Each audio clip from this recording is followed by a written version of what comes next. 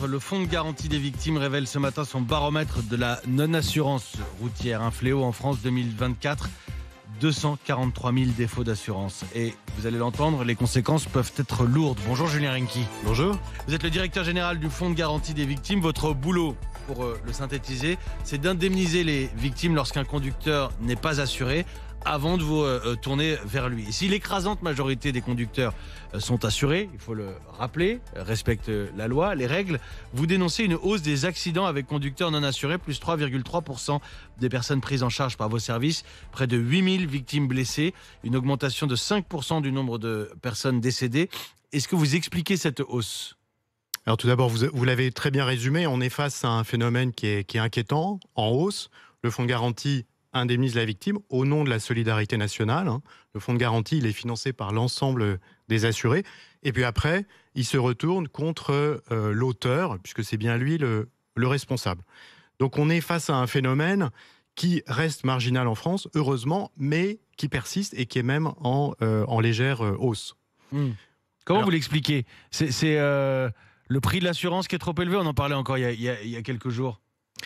Alors, je crois qu'il y a trois grandes causes de cette non-assurance routière. La première, c'est sans doute le défaut d'information. Alors, la plupart des gens savent que quand on roule, il faut être assuré. Mais parfois, on ne sait pas exactement ce que ça veut dire. Et donc là, il faut le rappeler, on parle de l'assurance de responsabilité civile, c'est-à-dire des dommages que je peux causer aux autres. L'assurance routière. L'assurance routière, c'est celle-ci et que celle-ci qui est obligatoire. Donc ça, première cause, une mauvaise information. Et quand on pense qu'on doit s'assurer pour protéger son propre véhicule, parfois on se dit, j'ai une vieille bagnole, donc c'est pas utile de l'assurer. Mais là, on se trompe. Première cause. Deuxième cause, vous l'avez évoqué, pour les conducteurs novices, la prime d'assurance est élevée. Pourquoi elle est élevée ? Parce que le risque des primo-conducteur, comme on dit, il est plus élevé. Donc, logiquement, les assureurs... Mais c'est un âge aussi où on vient de se payer le permis qui est déjà cher, on vient de se payer peut-être un premier véhicule, c'est pas donné, on n'a pas beaucoup de revenus. Il faut mettre de l'essence dedans. Il faut mettre de l'essence dedans, et c'est ce genre d'arbitrage qui fait qu'à la fin, on se dit, je vais rouler quelques temps sans assurance ? Exactement, et notre message, c'est de dire que c'est un très très mauvais arbitrage. C'est même le pire des paris, puisque si vous êtes contrôlé en n'étant pas assuré, vous allez encourir une amende très lourde, 750 € ou beaucoup plus en cas de récidive. Et puis si vous causez un accident, le fonds de garantie va indemniser la victime, mais va vous demander de rembourser les montants versés, des dizaines, des centaines de milliers d'euros, voire plus. Voire plus, ça peut aller vers le million. Imaginez une personne handicapée lourdement suite à un accident dont vous seriez responsable. Ça peut vous coûter très cher tout au long de votre vie. On va accueillir Marc au 32-16, qui a eu la gentillesse de nous appeler, parce que c'est pas évident d'appeler en se disant soi-même en tort. Merci beaucoup Marc, vous êtes dans les Landes et vous avez témoigné du fait que vous avez, à une période, roulé sans assurance. Tout à fait. Bonjour messieurs. Bonjour Marc. Bonjour. Moi, j'ai roulé sans assurance sans le vouloir. J'étais assuré avant. Suite à un divorce, j'ai quitté le département où j'étais et j'ai roulé sans assurance. Voilà. Mais il ne faut pas le faire, ça c'est vrai. Et actuellement, où j'habite, je vois des voitures sans assurance.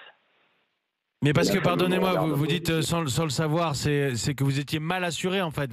L'assurance correspondait plus. Non, aucun rapport, parce que moi j'étais artisan. En même temps du divorce, je quittais mon entreprise et j'étais assuré à l'époque avec l'entreprise, et vu que après j'étais et j'avais pas le choix et voilà. Et vous le saviez du coup en roulant ou pas ? Ah oui, tout à fait. Oui. Ah oui, non, mais moi, je le savais, j'avais pas le choix. Est-ce que Marc, vous vous rendiez compte du risque que ça représentait ? Ah oui. Je parle pas de l'amende des gendarmes. Non, je parle moi les dommages que j'aurais pu faire à des gens, famille, assurés. Je savais que s'il m'arrivait cela, ça m'aurait coûté très cher et je payerais actuellement si j'avais les moyens, et j'ai les moyens, et il faut pas le faire, voilà. Et moi, je m'en servais du véhicule pour aller travailler, monsieur. Je n'allais pas pour aller me promener. Déjà, prendre mes risques d'aller travailler, c'était un cas. Et en plus, j'ai un métier de nuit. Et vous voyez, pas de transport en commun, etc. Des villages. Bien sûr. J'évitais tout ça, mais j'ai roulé quelques mois. Mais croyez-moi, c'est dur à faire et je sais qu'il y en a qui le font encore et j'en connais, voilà. Et vous le dites, et vous en connaissez, et vous le dites, il faut pas le faire. C'est difficile de répondre aussi dans votre position, Julien Rinki, à ce témoignage de cet homme qui nous dit c'est un arbitrage. C'est un arbitrage entre certains budgets, entre des difficultés qu'il a pu connaître à ce moment-là. Oui, mais je remercie Marc pour son témoignage, puisqu'il dit clairement qu'il ne faut pas le faire, il faut s'assurer. Il faut aussi souligner qu'on a un peu changé d'époque, puisque aujourd'hui, les forces de l'ordre ont des moyens extrêmement efficaces de relever et de sanctionner la conduite sans assurance, d'où le nombre de délits constatés. Et je dirais, d'une formule un peu lapidaire, mais qu'on est sorti de l'époque du pas vu, pas pris. Aujourd'hui, le nombre des contrôles est considérable, donc ne faites pas ce pari, c'est le pire des paris. Vous allez vous faire prendre d'ailleurs 750 € d'amende, c'est à peu près le prix en moyenne d'une assurance à l'année, et 3 750 € en cas de récidive. D'un mot, Julien Rinki, on évoquait aussi de nouveaux usages. Et dans vos chiffres, on retrouve la trottinette électrique. Et je dois dire, pour être parfaitement honnête, que j'ai découvert qu'il faut s'assurer quand on a une trottinette électrique. On est obligé. On est obligé parce que la trottinette électrique, elle a son propre moteur qui est autonome, qui est indépendant de la force musculaire, hein, contrairement au vélo à assistance électrique. Et donc, elle est assimilée à ce qu'on appelle un véhicule terrestre à moteur. Et donc, elle doit être assurée au titre de la responsabilité civile. Et ça, il faut le dire, pardon. Il faut le dire. Et merci de le dire. On n'avait aucune idée pour beaucoup de... Je peux vous le dire dans la rédaction en préparant l'émission.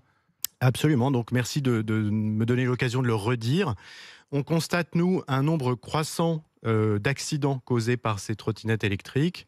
L'année dernière, nous avons pris en charge 450 victimes blessées, parfois très gravement, au titre de ces accidents, en hausse donc de 20%.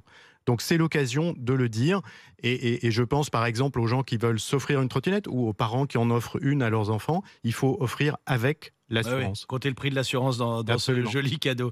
Merci beaucoup Julien Rinki. Merci d'être venu détailler avec nous ces chiffres, le profil du conducteur sans assurance, un homme à 80% avec des revenus faibles qui cumule souvent une autre infraction, parfois un défaut de permis. Voilà quelques éléments que vous dévoilez ce matin. L'alerte sur la trottinette aussi. Je remercie Marc qui nous a appelé au 32-16 en direct ce matin pour témoigner. Julien Rinki, je rappelle que vous êtes le directeur général du Fonds de garantie des victimes.